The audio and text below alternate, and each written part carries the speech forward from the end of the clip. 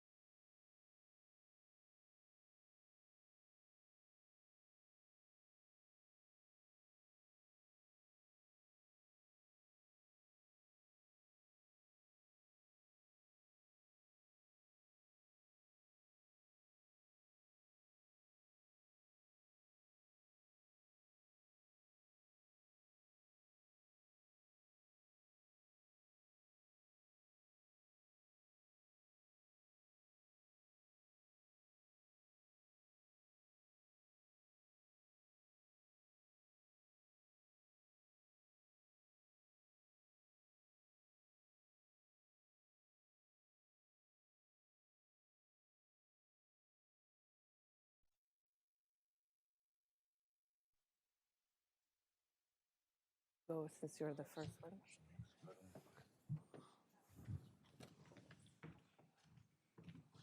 I'll sit in the middle. Yes.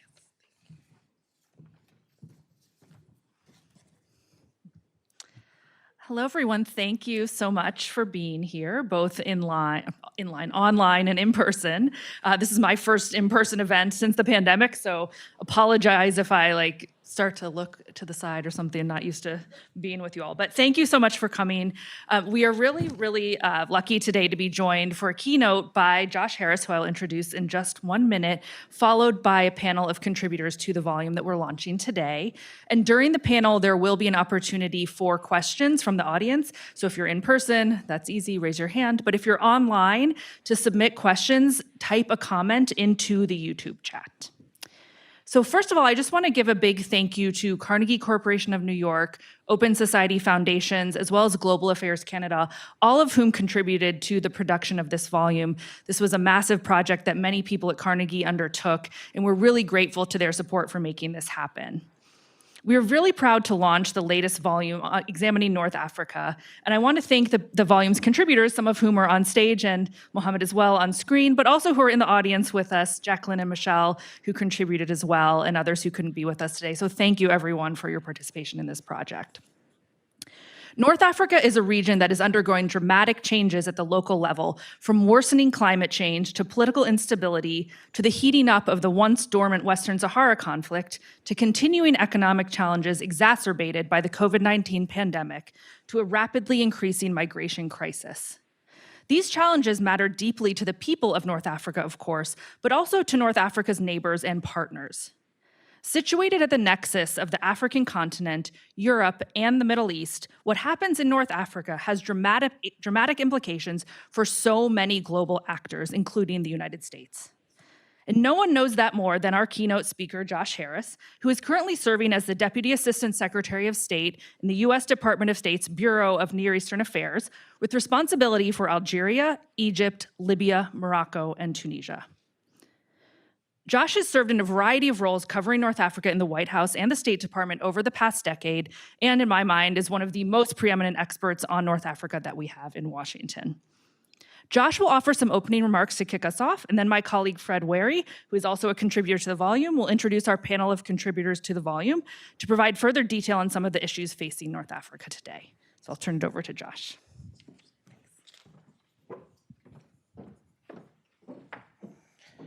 Thank you so much, Sarah, for those very generous remarks. Hi, everyone. Thank you so much. Thank you to Carnegie for giving me the opportunity to speak with you today. I'm really excited to be back here, especially for such a wonderful occasion, joined by wonderful colleagues and friends in the room and online today. To reflect a little bit on US diplomacy towards North Africa, and even more importantly, to hear thoughts of this esteemed panel on some of the evolving dynamics in a critically important region for US interests. In the national security strategy, the Biden-Harris administration has laid out two overarching sets of strategic challenges defining our present geopolitical moment. The first is increasing competition between democracies and autocracies. The second is a set of shared challenges that transcend borders, threats like climate change, food insecurity, disease, terrorism, energy shortages. As this group knows very well, North Africa is at the center of so many of these unfolding challenges, indeed, as the volume reflects, with global implications. The borderlands of the Middle East, Africa, and Europe are once again at the forefront of a swirl of interrelated issues related to de-escalating regional conflicts, the global repercussions of Russia's ongoing aggression in Ukraine, a complicated basket of economic challenges with profound consequences for the region's nearly 200 million residents. Our diplomacy recognizes that as the United States sees the region's vital importance, so too do our adversaries, who are relentlessly seeking to exploit vulnerabilities and instability to serve their own priorities with little regard for sovereignty or the well-being of the people of the region. At the same time, the unresolved demand for change that launched the Arab Spring more than a decade ago still resonates deeply. The question of how and whether governments of the region will be able to address the fundamental demands of their people for security, peace, prosperity remains an urgent one, and certainly a central point for US diplomacy towards this region. Today, what I plan to do is share reflections on three interrelated stories playing out, in my judgment, in North Africa at present, and how US diplomacy is deeply engaged with our partners to advance our vital interests and contribute to a stable, depressurized, prosperous, interconnected, and indeed democratic region. So in brief, I will talk a bit about de-escalating regional conflict and how I see that in North Africa. Second, confronting the challenges of Russia's aggression and how that global conflict is reflected in this region. And third, stabilizing the economies and advancing a more prosperous and inclusive future for the region. So first, regional conflict. A central objective of US diplomacy worldwide, especially in this region, is taking down the temperature of regional conflicts after a period of significant pressurization and risks of escalation. I'll begin by talking a bit about the situation in Libya. The October 2020 ceasefire, as this group, I suspect, knows very well, remains quite fragile, but continues to hold, while Libyan security forces are continuing quite crucial efforts to lay the groundwork for Libya to more fully assert its sovereignty, to secure the country's borders, to address the pernicious challenge of unaccountable armed groups and militias, and ultimately to implement the Libyan vision reflected in that October 2020 agreement for the full withdrawal of foreign forces, fighters, and mercenaries from the country. Russia's Wagner forces, by their very presence, continue to undermine Libyan sovereignty and security, risking pulling Libya, including into the ongoing conflict in Sudan. Vital US interests are at stake at Libya, ensuring that our strategic adversaries are unable to burrow in against our interests, seeing Libya realize its potential as a major energy producer and exporter, with revenues managed transparently in support of Libyan interests, confronting the ongoing attempts by terrorist groups to regroup and threaten our allies and partners, sustaining the close alignment with our international partners in support of Libya's political transition.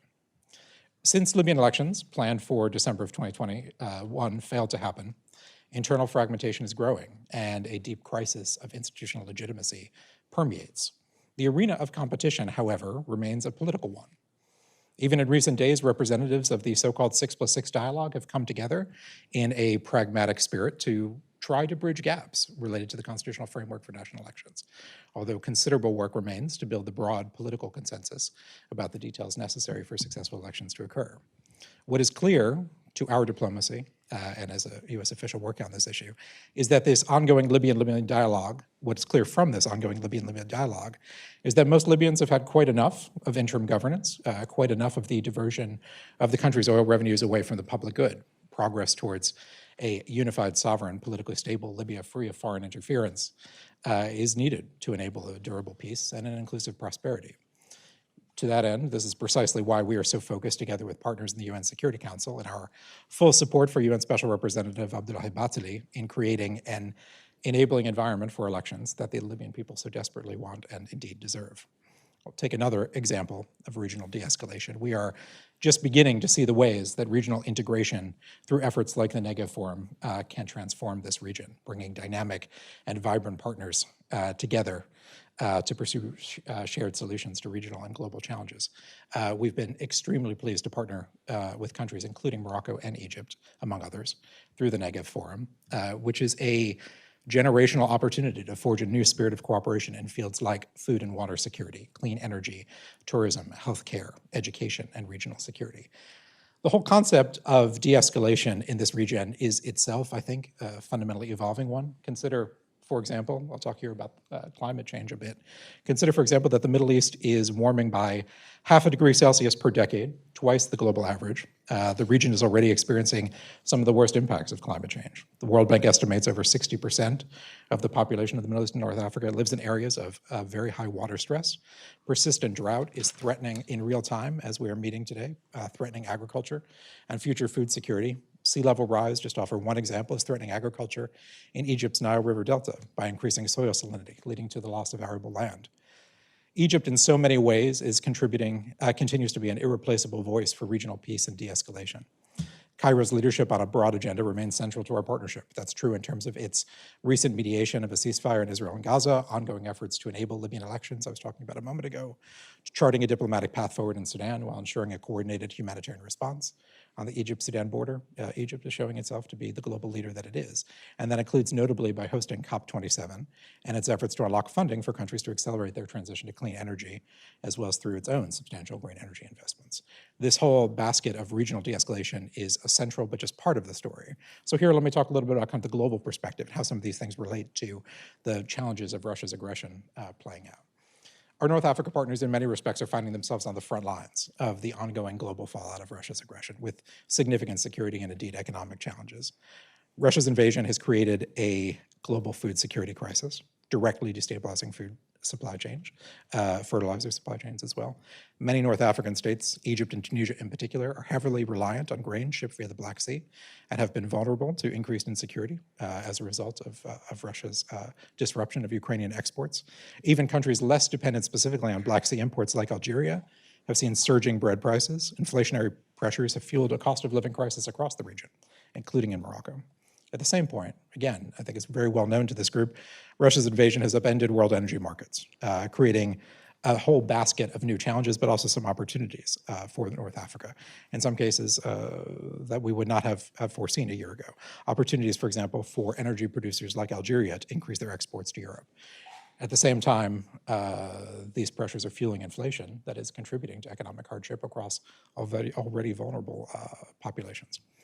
Algeria, of course, is a major gas supplier to Europe. That has only increased in strategic importance as European countries rightly seek replacements for Russian energy. US companies are stepping up, engaging more with Algeria in a variety of different ways. That's true in terms of energy relationships and a wide range of commercial partnerships.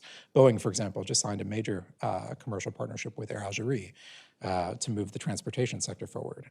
We're quite excited to work with our Algerian partners to find ways to further strengthen these ties and take advantage of some of these opportunities.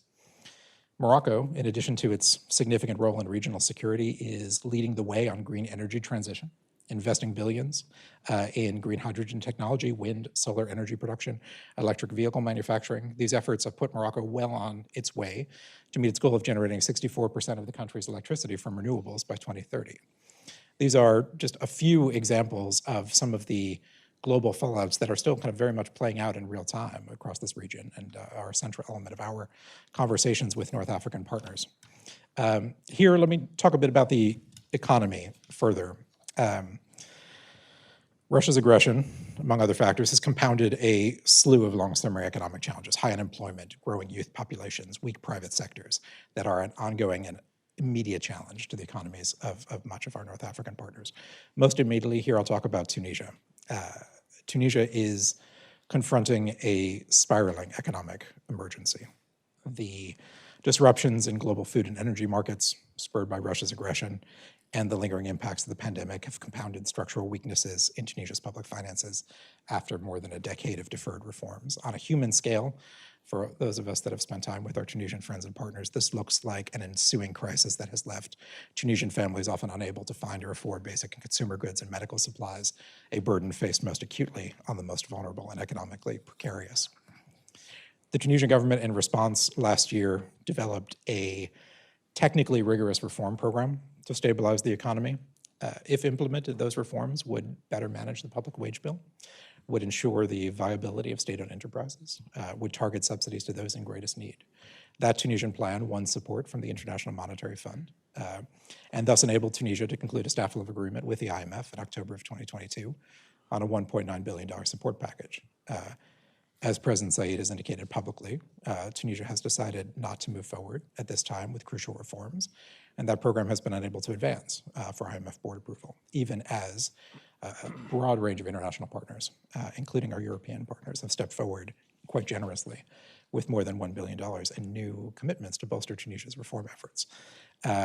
Just 2 days ago, on Sunday, European leaders put forward in Tunis a package of support as a quite important step that, in our judgment, reflects both the urgency of the situation as well as the need to find a practical path forward for Tunisia to put on the table its own reform plans that would ultimately enable a path forward with the IMF. Given the scale of the needs, we just don't see an alternative to the resources that the IMF would provide. And more than ever, I think it's quite urgent to redouble our efforts in support of the Tunisian government in bringing forward, if not the package previously negotiated with the IMF, what an alternative basket of Tunisian economic reform plans that would enable their finances to return to health might look like. A Tunisia that unravels economically, as many in this room have heard me say previously, is simply not an environment in which democratic governance can flourish, nor one in which other vital U.S. interests can be effectively advanced. That's precisely why our diplomacy has been so focused with our Tunisian counterparts on supporting Tunisia in implementing its own reforms, negotiated with the IMF, if Tunisia were to choose to do so. We do recognize that whether and how Tunisia opts to proceed is a sovereign choice. That is one that only President Zayed can make. An IMF program simply cannot be imposed. It is a question of Tunisian policy, not U.S. policy. But if Tunisia chooses not to proceed with its reform plans, either those already negotiated or an amended program, within the framework of the IMF, the United States, as a country very deeply invested in the Tunisian people, is going to continue to consult with that country's leaders on what they see as the alternative to return the economy to health. This is not a comprehensive survey of the issues in the region by any stretch, but rather what I've sought to do is pull a few current, in my judgment, kind of top-tier stories playing out in the region. The interrelated stories of regional de-escalation, of the global upheaval spurred by Russia's aggression, the spiraling economic challenges. These underscore, for me, the centrality of the North Africa region to a wide range of issues and priorities. Reflecting this, the president has articulated a positive strategic vision for our overall engagement in the Middle East and North Africa, one centered on diplomacy and partnership. U.S. diplomacy is sharply focused on investing in, sustaining, building exactly these type of relationships and partnerships in this region, seeking effective partnerships across North Africa to address a very comprehensive, difficult agenda that we have. So with that, I would say thank you for the opportunity to talk to you today about a few of the issues, in my judgment, playing out. I very much am looking forward to what comes next in terms of this panel discussion, to learn from the considerable expertise in this room, and to have an opportunity to be with you today. Thank you very much.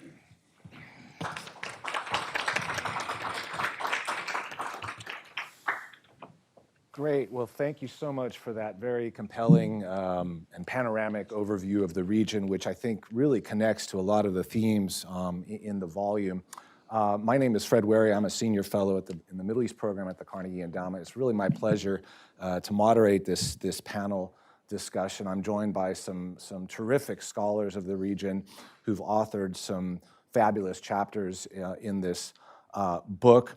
The book is, I think, broad-ranging, both geographically, but also thematically, again, covering things like gender, conflict, climate.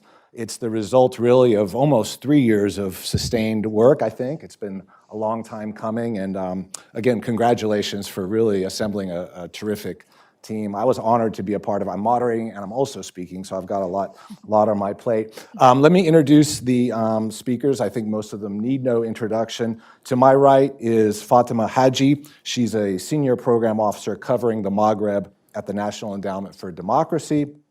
And before that, she was at the National Democratic Institute. Further down the line, of course, is Sarah Yerkes, who needs no introduction, the editor of this volume, a stellar scholar covering North Africa. Joining us remotely is Professor Mohammad Daadaoui. He's a professor of political science and the chair of the political science department at Oklahoma City University. He's also the author of a book entitled The Moroccan Monarchy and the Islamist Challenge, and he specializes in North African politics. Sarah, turning to you to start this out, I won't ask you the typical question that authors or editors get asked, which is why this book, why now, though feel free to address that in your comments. But I want to drill down into an incredibly important topic that you tackled in your chapter that has to do with gender inequality, gender relations. Of course, this topic, I think, was really crystallized during the pandemic, but of course it touches virtually every aspect of governance and society in North Africa. It's an affliction, really, I'll call it that, gender inequality, that straddles all these states. What are governments in the region doing about it right now? Great, thank you so much, and thank you again, everyone, for being here with us. The why now question, and I think Josh answered that perfectly well, of why and why now North Africa is incredibly important for all the reasons that Josh laid out and that we'll be talking about today. But the book addresses different countries individually, but a couple of different themes that cross-cut all of them, and one of them is gender inequality. So I'm really happy to have the opportunity to talk about that a little bit.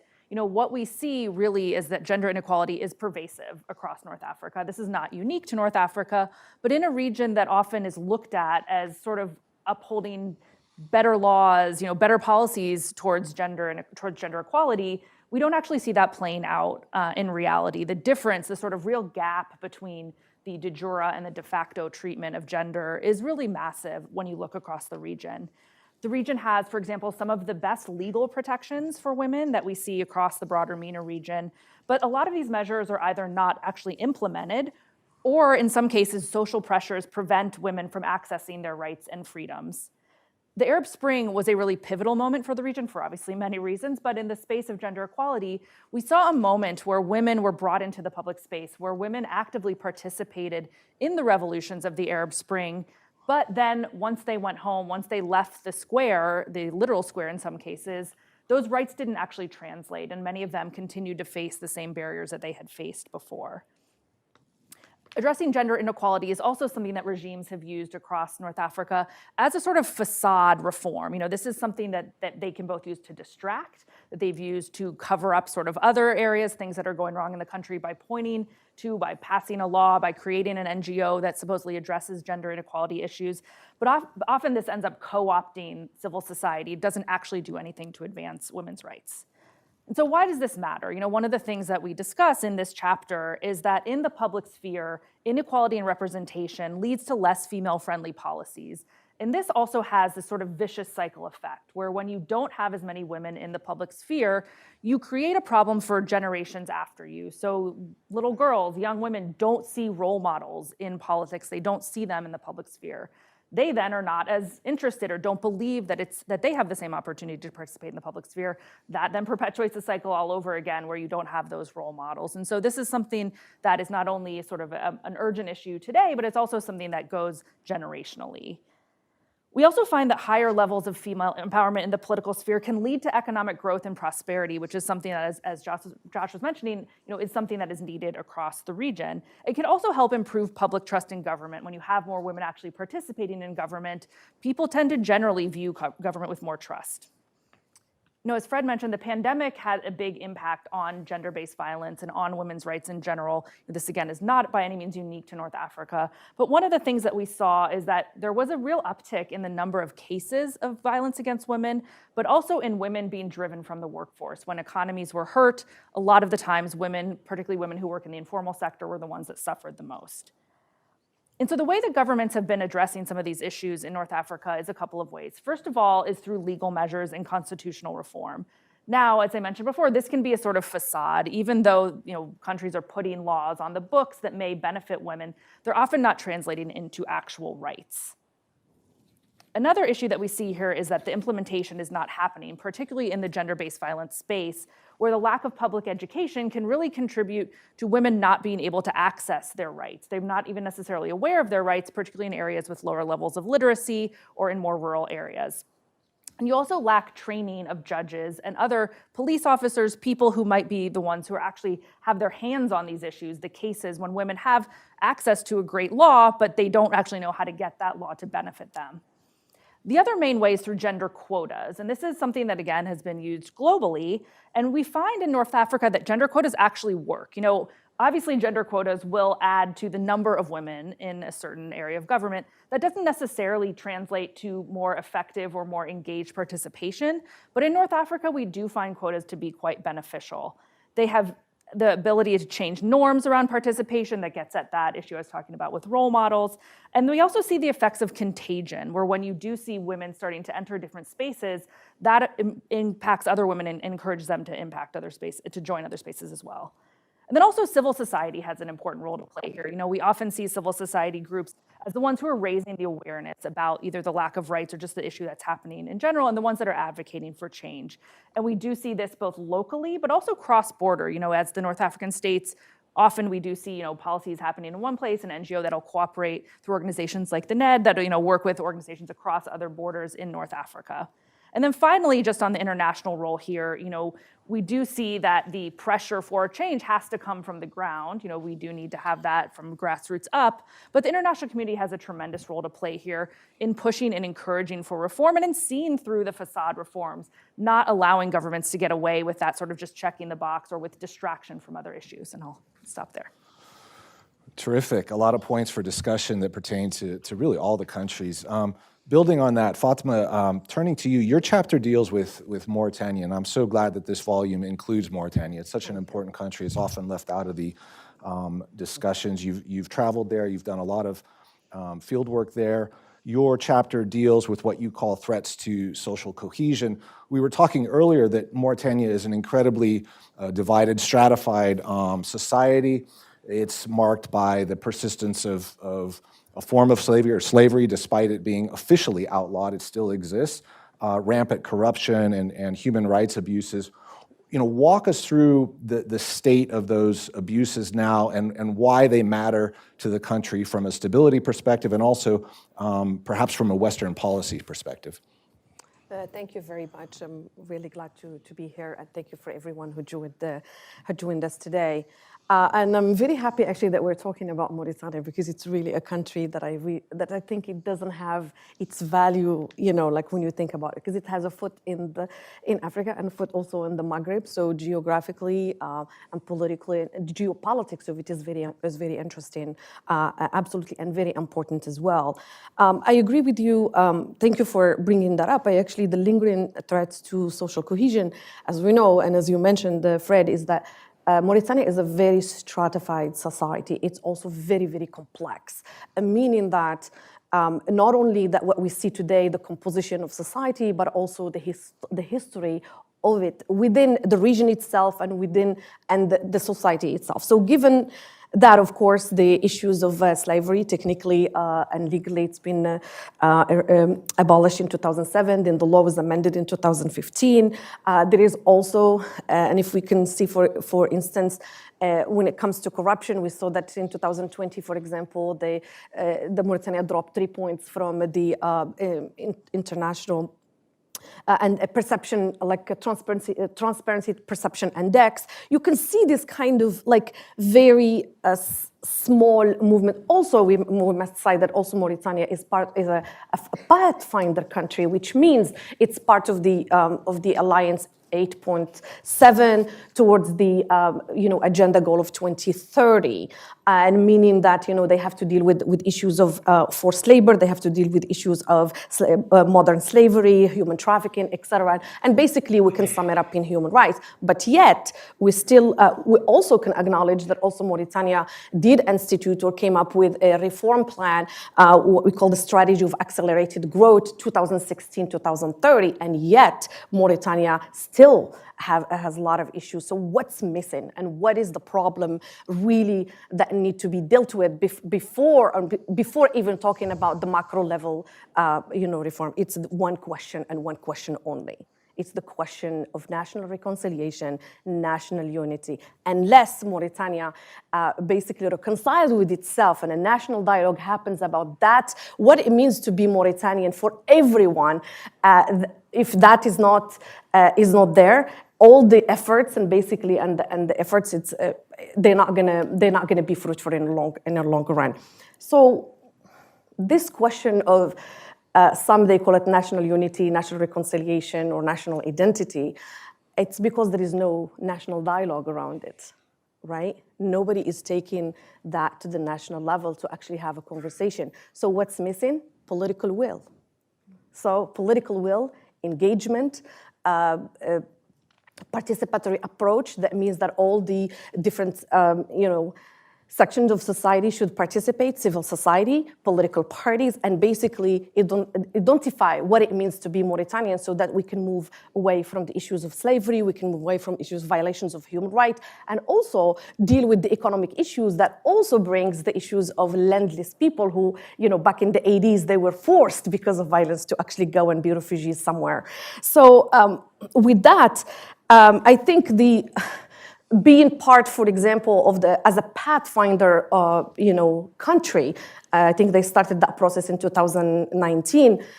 it's showing the willingness to do something. But I think Mauritania still needs the help of the international community, because sometimes, even if there is a political will, the know-how is missing, right? Because you don't have the capacity to actually how to engage even those that are not part of the what we call the elite dialogue. And you don't want that dialogue to happen just among elites themselves, because it's not going to serve anything. Just one point to sum up.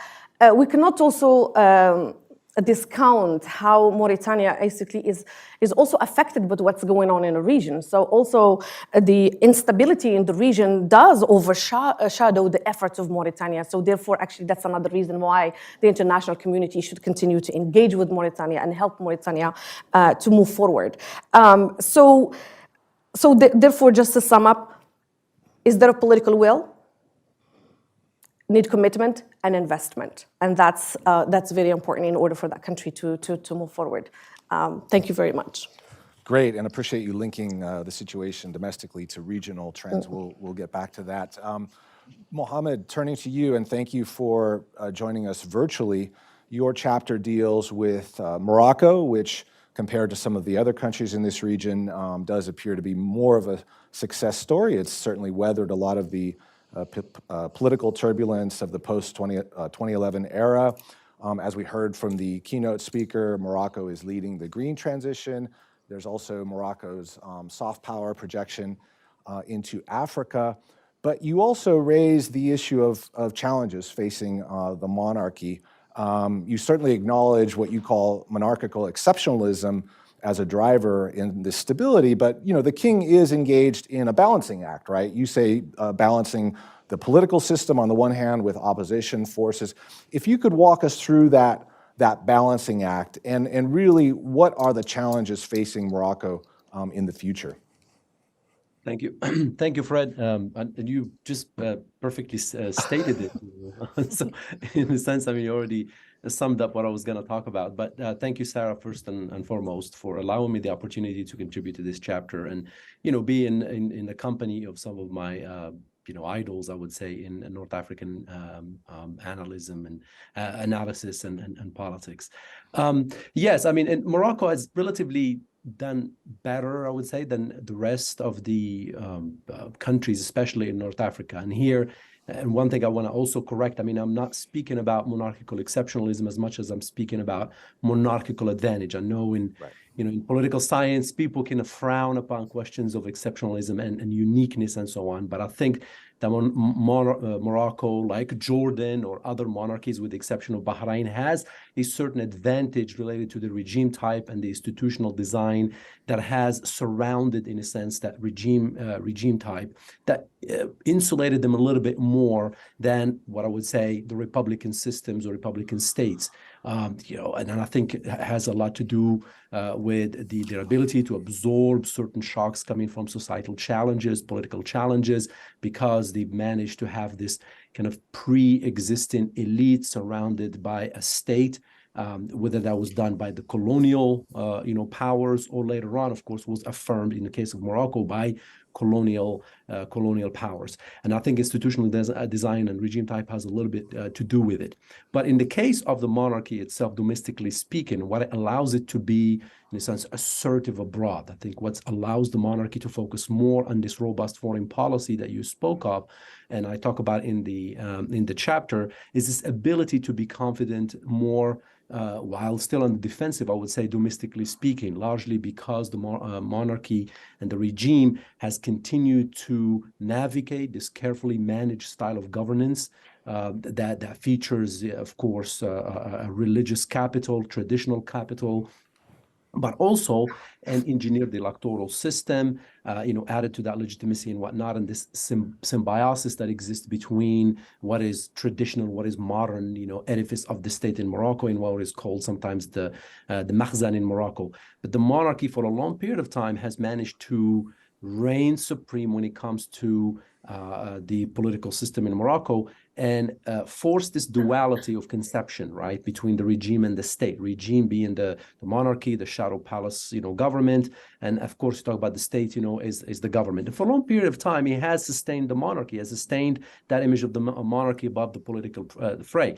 What happened, and as I argue in my chapter, is that in the last, 11, 12 years since the Arab uprisings, Arab Spring, that the monarchy has, with the challenges themselves, although they weathered these challenges remarkably well, right, compared to other states in the region, especially in North Africa. We'll talk about, Tunisia, we'll talk about Algeria, we'll talk about, Libya in a sense, right? But they've left, in a sense, a chink in the armor of the monarchy, right? And these are, of course, the Hirak in the Rif, the Hirak protests in the Rif region. We're talking about all of these, what I call peripheral in my chapter, peripheral protests that are non-movement movements in a sense.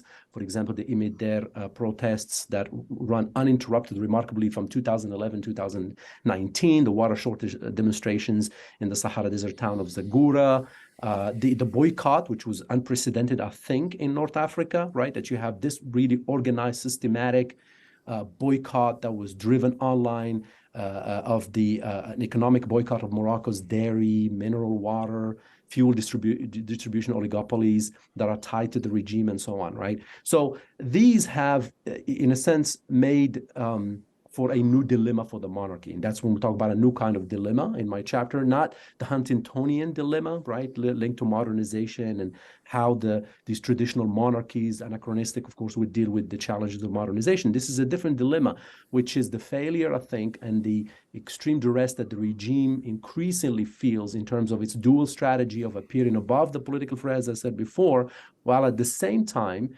managing the political system and opposition forces.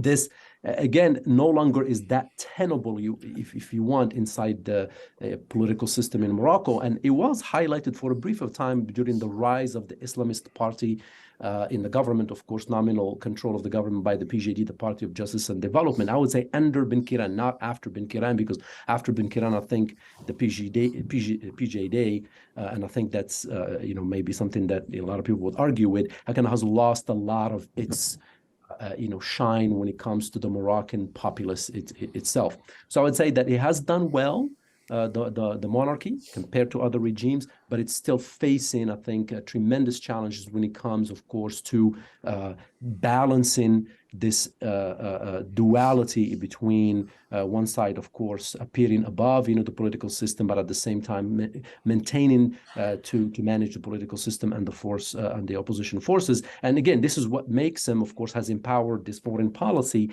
that centers largely, and I think that in terms of regional implication and the de-escalation of conflicts, of course, that Mr. Harris talked about in his keynote, the one that, I think we did not hear, of course, I would say that the issue of the Western Sahara, which, again, may be dormant for a lot of populations around the world, but it is the perennial issue for Moroccans, for the Moroccan foreign policy. And I would argue is the linchpin, as I said, the linchpin of foreign policy of, and the behavior, the foreign behavior, of course, of the Moroccan state when it comes to its foreign policy. It is the one issue that garners tremendous, attention by the Moroccans, and it's used, of course, in order to actually also pacify and placate a lot of the challenges domestically speaking as well. And I'll be glad to speak more about that, of course, in the Q&A session. Thank you. Great. Yeah, we're definitely going to hear from you, and a lot there, and appreciate you bringing up the issue of peripheries and, of course, the Western Sahara issue. Hopefully we'll get some questions on that.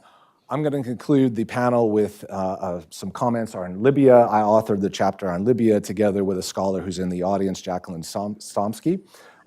We really focused on the intersection between, Libya's local challenges, local afflictions, and sort of global dynamics. And I think Libya is really a sort of a test case for this intersection. Really ever since the 2011, revolution, Libya has been framed as sort of the epicenter or the arena for a number of global, issues, global challenges. Libya is often not viewed on its own terms, but rather as sort of a proxy or as an arena for these other global, priorities. And I think there was a brief period, after the fall of Gaddafi when Libya was viewed on its own terms, right? And this was a period of great hope. You had a transition toward elections.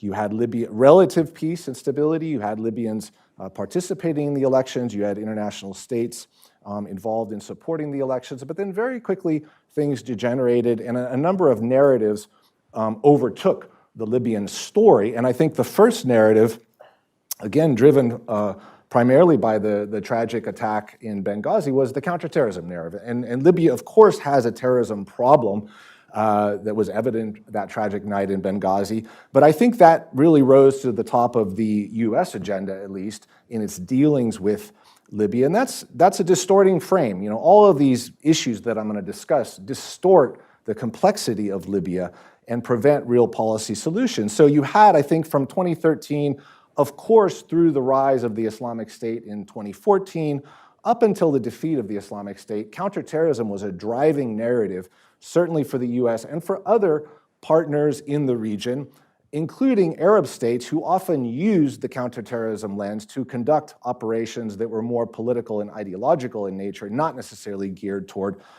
terrorism.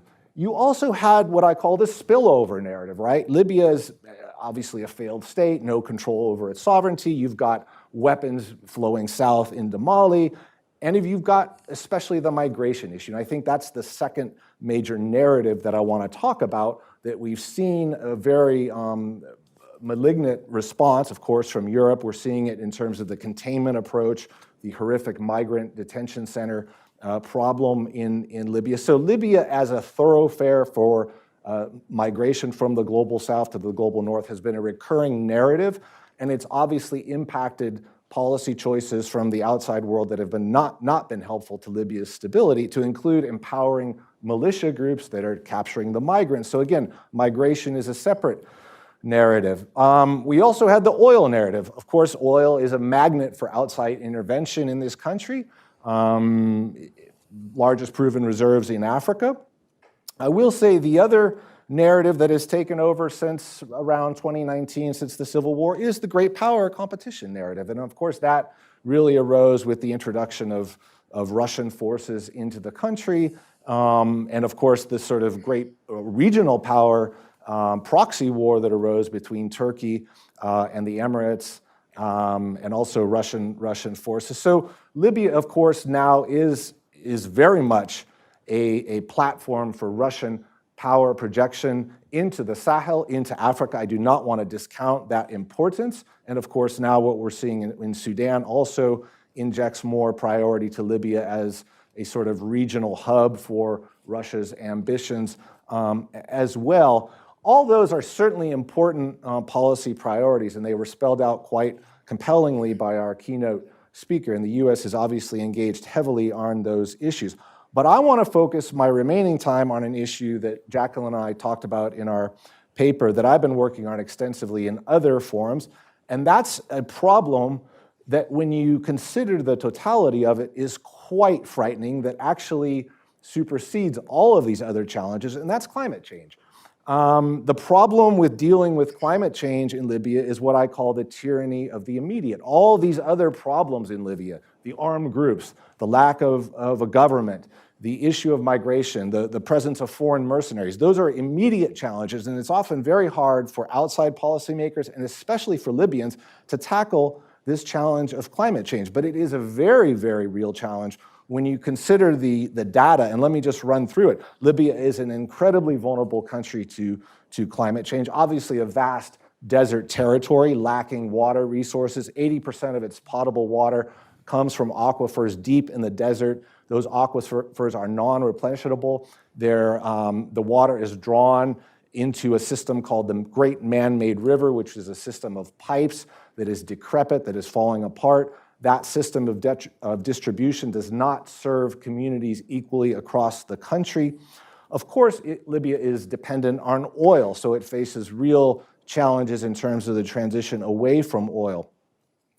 You might think for a country of 6 million people that Libya is not a major contributor to climate change, but in fact, Libya has one of the highest per capita carbon emission rates in the world that actually exceeds leading industrial countries like China and Europe. That has to do with its oil production process, what's called flaring. I won't get into the specifics of it. Libya, again, the issue of Libya's vulnerability to climate change is certainly, on the one hand, environmental, but it's also human and structural. Of course, what climate change does is it magnifies a lot of the pre-existing problems that Libya has related to governance, related to armed groups, related to center-periphery problems and tensions, ethnic grievances. Certain communities aren't being well served by the water distribution network. Of course, all of this really speaks to the systemic nature of climate change, right? That it's interwrapped with the problems of governance, with the problems of political divisions. Libya's officials, I think, have certainly stepped up to the plate. They are sending a delegation to the COP28. They've established a COP28 preparatory committee. But again, Libya's far behind in terms of its climate action, in terms of its commitment to a transition to renewables. Of the 196 or so signatories to the Paris Accord, Libya is the only country in the world that has not submitted what is called a nationally defined contribution, which is sort of your roadmap for dealing with climate change. So again, I'm trying to elevate climate change as a priority for both outside actors and for Libyans themselves. And it is a problem that will, again, I don't want to be overly deterministic, but it will magnify a lot of the existing problems. You're already seeing armed groups in Libya exploit resource-related shortages, like water, right? They're sabotaging the Great Man-Made River, they're sabotaging the electrical grids. All of these are resources that are impacted by climate change. And just to conclude, going back to the theme of the volume, global problems, local challenges, or even local solutions, what you're seeing and what I argue as a path forward for dealing for climate change in Libya is local mobilization. Libya has a very vibrant municipal sector. Towns have been hubs of climate activism. You're seeing a lot of local governments, town governments step up to the plate in terms of climate adaptation, things like reforestation, water management, combating the encroachment of the desert. So decentralization, I think, is one path to empowering Libyans to deal with climate effects. And this speaks, I think, to the broader need in Libya for decentralization, political and administrative decentralization.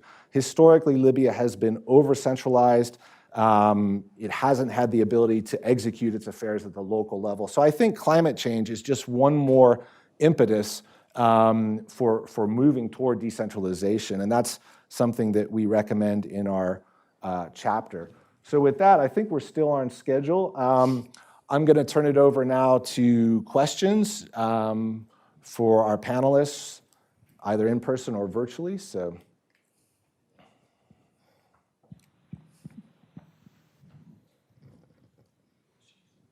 yes.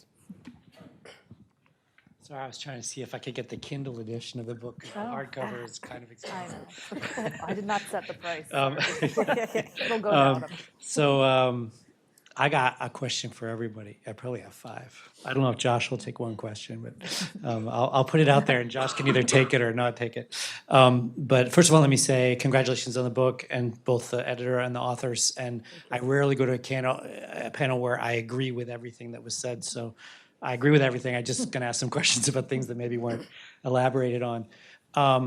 For Josh, unless he wants to punt it back to the panel, what is the U.S. doing to de-escalate between Morocco and Polisario and Morocco and Algeria, if anything, if you have anything?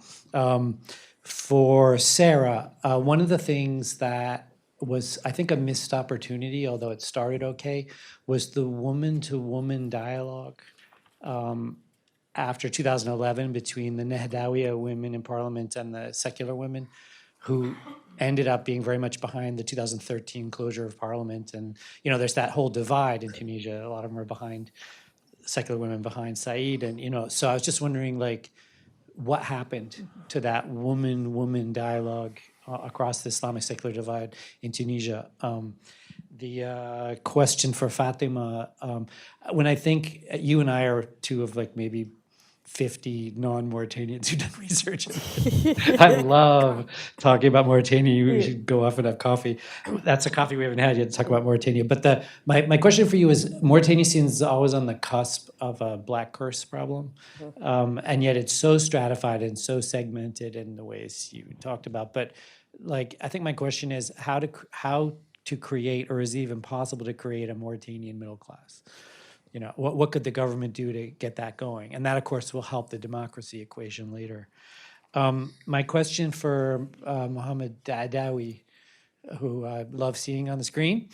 So you said a lot about the Moroccan monarchy, as you always do, and it's always good, as it always is.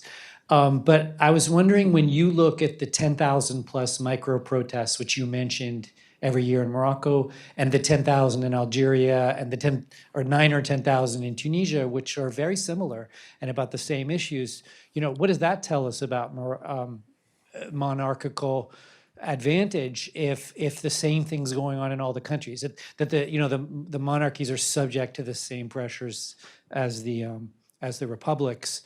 Yeah, of course, the response might be better, the government more cohesive, but ultimately, right, the monarchy will lose, right, if it doesn't respond. And you were hinting at that in your comments, but I wondered if you could elaborate. And Fred, although I worked on Libyan climate change for 5 years when I was in OES, and would love to ask you about that. The curve then. Yeah. And I'd love to ask you about that. I'm gonna ask you different questions. So I love everything you said about narratives, but I'm thinking in the context of Jason's book and, you know, your sort of oblique reference to all these narratives, which I think you're correct on.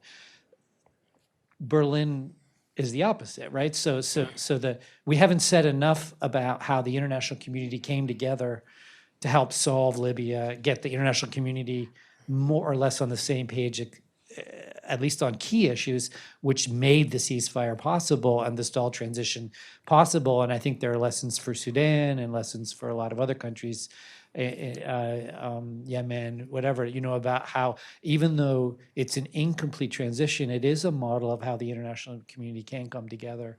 You know, the series of Berlin conferences weren't total failures, I would argue. So, or maybe they were. So I want to throw that out there and see what you have to say about the other narrative about Libya peacemaking and peace building. Very good question. So I think we're going to have to be selective, because we should have set the ground rules. You're allowed to ask one. You exceeded yours. So maybe we have to be selective. I'm maybe going to defer on my one. But do you want to? Do you want to let Josh? Yeah, do you but want to answer or not? Okay. you should probably come up to the. Yeah, Madison will bring you the okay. mic, since it's a special opportunity to have you here, and you can hear from us anytime. No, I'm happy to. Thank you. I mean, there's a lot there that I'm also curious to hear what others tell us about. Bill, I would say this. Look, from a starting point in the fall and winter of 2020, where the situation on the ground had every indication of escalation, I think we're in a really different place right now on this basket of issues.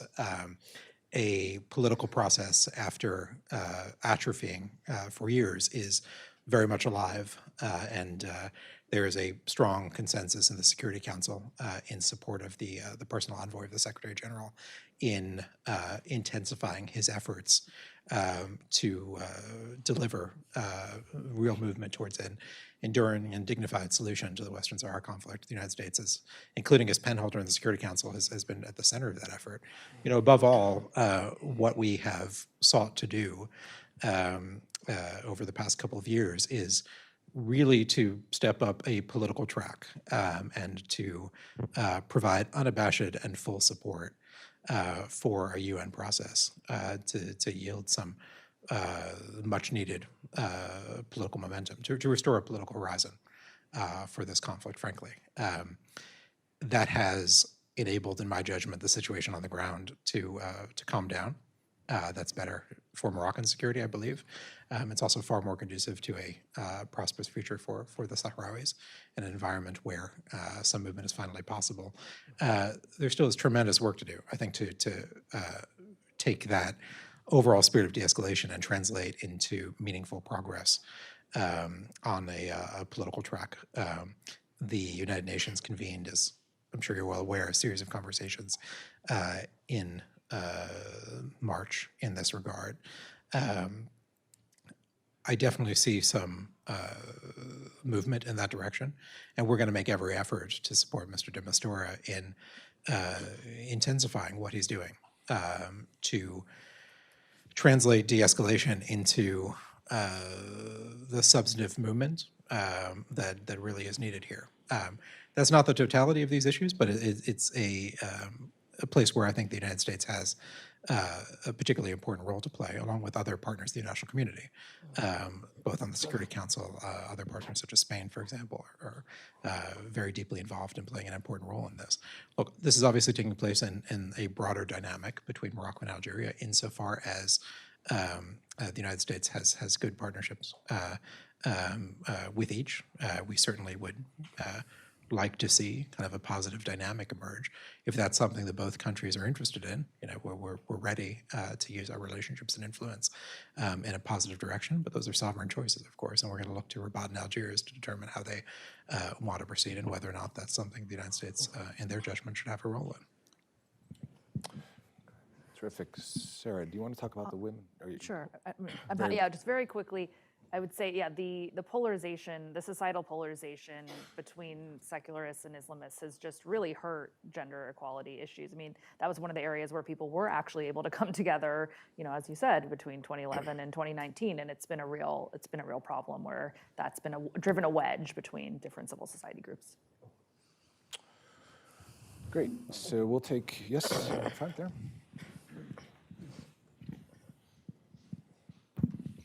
Hi, thank you all for this event. I'm Elisa Pavia. I work at the North Africa program at the Atlantic Council. I had a question for Mr. Harris. I was wondering if you could expand a little bit more on Tunisia and Secretary Blinken's remarks that came yesterday.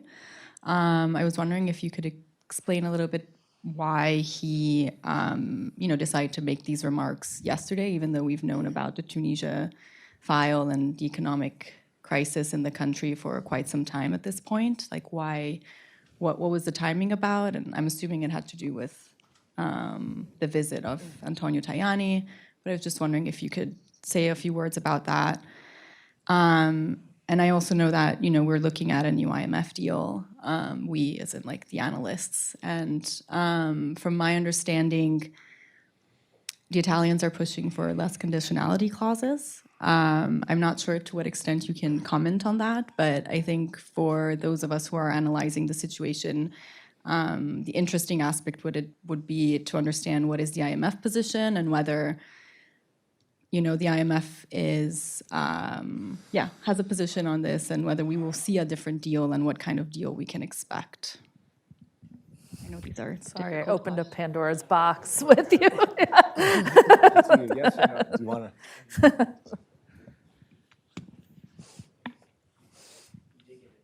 I know. I'm happy to address this. Unless you guys prefer to.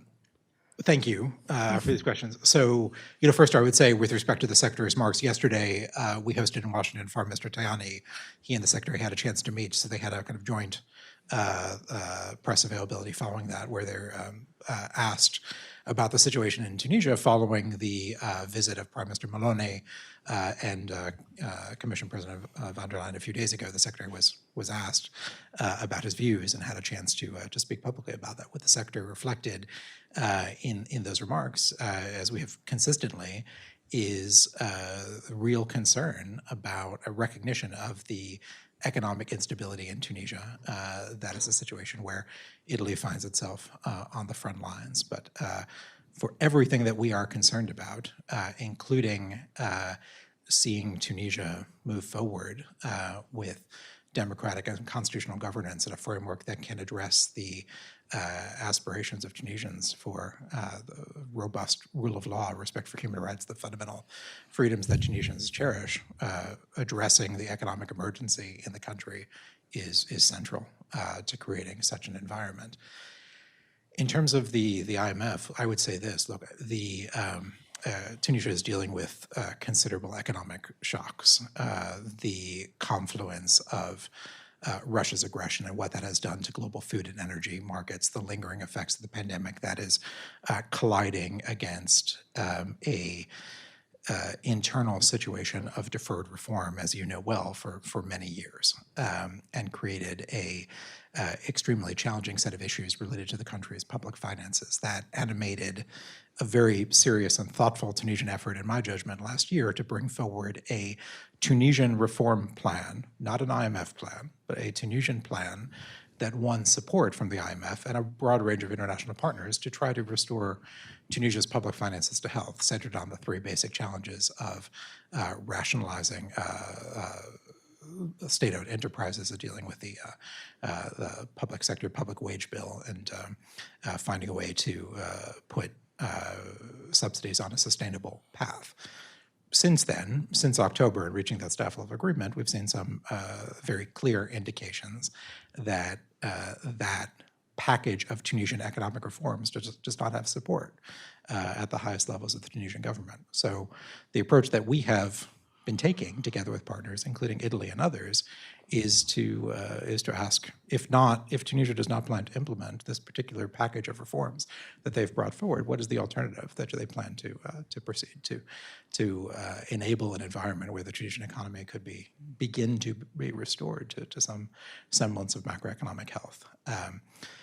I think this is really a question for the Tunisians to see what's possible. As far as I'm concerned, our diplomacy is very ready to hear from the Tunisian government about what such an alternative package would look like, if that's the direction they choose to go in. We're ready to have that conversation in great detail. But hearing about kind of exactly what those reform measures would look like, I think is going to be necessary to see if there is truly a path forward. The announcement our European colleagues made on Sunday visiting Tunis is, I think, quite significant. Anything that can contribute to Tunisia's economic stabilization is important, and something we're going to take very careful note of. At the same point, personally, I do not see analytically an alternative to an IMF program insofar as Tunisia's needs are considerable, and the range of resources that would be necessary to put the macroeconomic situation on track. It's very difficult to imagine how those resources could be unlocked absent an IMF framework. So we're quite eager to hear what the Tunisians might bring forward in this regard. Okay. Yes.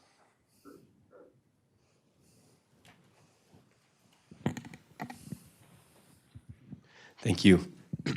I have a question about disinformation in the region. If anybody wants to tackle either trends regionally or in your context, I think it's a problem that North Africa faces acutely with the war in Ukraine. RT Arabic has a very large footprint in North Africa. In Tunisia, I can think the European financial aid comes at the cost. It's $1 billion to stop migrants that months ago President Said was racistly tarring. So disinfo is lodged, I guess, in Northern Africa, and then how can we respond to it regionally with civil society orgs or international actors, or if anybody wants to take that? Very good. That's a great question. I have a lot of thoughts, but I do want to bring in somebody who hasn't spoken. Mohammad, do you want to tackle that from your perspective? Oh, misinformation. I wanted to actually have an opportunity to respond to my good friend Bill, just briefly. Sure, yeah. I know, because the argument goes with the advantage, institutional design goes towards the Arab uprising, which I think were more seismic events that could have rattled the regime. And they brought about regime change in Tunisia. They rattled, of course, Algeria. And I would say even the latest protest rattled Algeria enough that actually, we had within the military bureaucratic state of Algeria, we had a mini administrative change, I would say, with Tebboune, being a president. In Tunisia, they've also, in the post-Arab uprising, aftermath, I think whatever democratic experiment was going on in Tunisia, we can say that there is maybe now a democratic breakdown in Tunisia, right? And I think as a result. So what would be the advantage, of course, is that one country that continues to be not immune, but continues to weather all of these protests. And I think we have to delve deep and see that maybe something the Moroccans are doing well. I mean, when it comes to the institutional design, the use of patronage, the engineering of the electoral system, kind of confinement, cooptation, boundary setting of the civil society and whatnot, which lead me to this idea of disinformation. And of course, it's not just North Africa. I mean, we have it here in the United States and Oklahoma, right? So there's a lot of things that, you hear. And in North Africa, of course, you still have that tug of war between the state, right, as the purveyor of the news, of the information, of the media. They have that, great monopoly over all of that source of information. Yes, of course, there's social media, but we know that how that could be manipulated as well by the state agents and agencies as well. We know that also the use of the satellite, news agencies, of course, with their own sort of biases and whatnot, also exist in different in that space as well. But misinformation has to be, of course, contextualized in terms of what the issue is, right? I know that, for example, when it comes to just from the vantage point of Morocco, right? The whole Abraham, plan or the Accords, Morocco's normalization with Israel and whatnot. You can see that, I would say, that duality, right? That dichotomy between, the government, I would say, or the state narrative, and that is coming, of course, backed by its own social media, agents and agencies and whatnot. And then that is coming from, let's say, the, Moroccan, opposition forces, Moroccan people, that are, in a sense, not in sync, I would say, with the government, views, when it comes to those accords. But I wouldn't say it is something that is just located in North Africa. I would say, I mean, you see it in different ways. Very good. Fatima, do you want to address the disinformation issue from a sort of programming perspective? You obviously deal with it at NED. So of course, this is not an issue that is very defined to North Africa per se, but also we have to acknowledge that in North Africa, in every, for example, household, you have more than 200 channels, TV channels that are based in a variety of countries, and in addition to the social media. But I think the misinformation and not verified information comes actually from social media. And the fact that actually there is no verification of information, I think that's the main issue, is what makes it just transmitting of information without verifying the information, and it becomes the information. And I think that's really something that is, it's a phenomenon, actually. Not necessarily it has to do with any political issues, or it has to do even with basic social issues of in the country, and even stories in neighborhoods. And then it becomes the information, and it's not verified, and that becomes the truth. It's a phenomenon like anywhere else, but the question is like, you have to forgive me, I do not have a solution to that. So absolutely don't have a solution to that. Would you allow me to address quickly his question? Yeah, of course. So you asked about the middle class bill, and yes, the absence of middle class and what can be done. Well, first of all, this question has three sides to it: the political side, the economic side, as well as the capacity side. The political side, all the people who make the policy, they speak to themselves. It's an elite that defines the policy. The policy stays in that world. At the economic side of it, is there an infrastructure, for example? Is there, like programs, socioeconomic programs that actually allow for that growth for the middle class? And the capacity too. Capacity from the government side, the capacity from civil society, the capacity also from even the political and civic actors, and also from the private sector as well as the labor. I think there is a lack of capacity in Mauritania on all fronts, and I think the proof is that, for example, the strategy for integrated growth, that, as I told you, it has actually a very beautiful plan that is, extended to 2030. And then there is even evaluation and monitoring processes within it. But the question remains, who monitors? And if we monitor and evaluate and we have to revisit, where is the capacity to do that? And I think that remains the question. It's, as I said, and in addition to of course, the societal issues that come into where, to the complexity of Mauritania as a country. Yeah. Very good. We're almost out of time. We have room for one more question, very brief question, super fast. Ben. Right here. It's not super brief, but you can take it as briefly as you want. Sarah, did you, in your studies of gender, did you look at any other, not minority groups, but other disenfranchised groups, and how was the trend lines going from them? I assume the same, but I'd like to hear from you. Thanks. Sure. No, it's a good question. So the book, one of the sort of driving themes behind the book writ large was to look at marginalized communities. And so we focus on there's a full chapter on gender, but marginalized communities are brought into all the different chapters, whether it's the impacts of climate change or the impacts of conflict. In Mauritania, it's the societal challenges and the different groups. And the chapter, I didn't talk about the Tunisia chapter, but the chapter that I wrote about Tunisia looks specifically at socioeconomic disparities between the rural and urban areas, the interior and the coastal areas. And yeah, I mean, I don't think unfortunately, we don't have a lot of good news stories to tell when it comes to any of these groups. And I think, in a way, the growing sort of interest in climate change and the growing attention on climate change is bringing some of these issues to the forefront. And I'll use the last minute here to plug our ongoing work that Fred is leading along with our colleague Amr Hamzawy.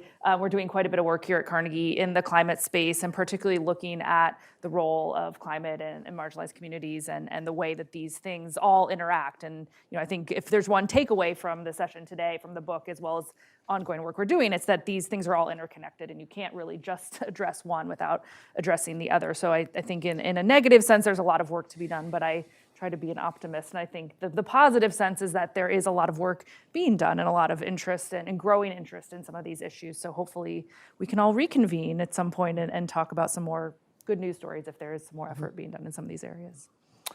It's a great note to end on. Congratulations again on the volume. It really is sort of a citizen-focused volume, and you've certainly raised a lot of issues. I want to thank especially our keynote speaker for great opening remarks and for taking so many questions. Yes. I want to thank all of the panelists, and thank you for attending and for your questions. And the book is available for purchase. Thank you, everyone.